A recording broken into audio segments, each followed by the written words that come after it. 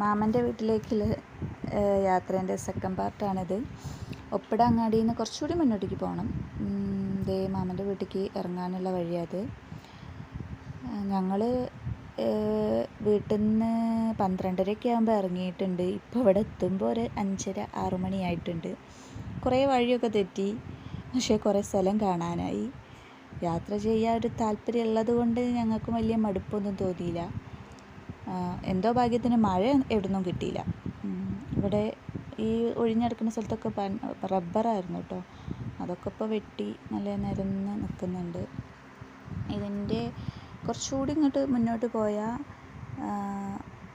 ഇവിടെ കവളപ്പാറ ദുരന്തത്തിൽ വീട് നഷ്ടപ്പെട്ടു പോയവർക്ക് വീട് വെച്ചുകൊടുത്തത് ഇതിൻ്റെ ഈ റബ്ബർ തോട്ടത്തിൻ്റെ കുറച്ച് ഉള്ളോട്ടേക്കാണ്. വഴി ഞാൻ കാണിച്ചു തരാം. ഈ ഗേറ്റ് കടന്ന് പോയിട്ടാണ്. ഇത് കാണുന്നതാണ് മാമൻ്റെ വീട്. ഞങ്ങൾ വരുന്നതൊന്നും പറഞ്ഞിട്ടില്ലായിരുന്നു കേട്ടോ. അതുകൊണ്ട് തന്നെ ആരും പുറത്തൊന്നും കാണുന്നില്ല.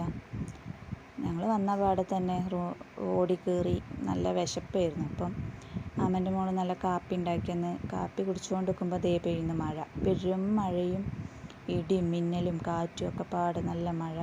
അപ്പം തന്നെ കറണ്ടും പോയി. പിന്നെ ഇൻവേർട്ടർ ഉള്ളതുകൊണ്ട് കുഴപ്പമില്ലായിരുന്നു. പിറ്റേത് രാവിലെയാണ് കറണ്ട് വന്നപ്പോൾ.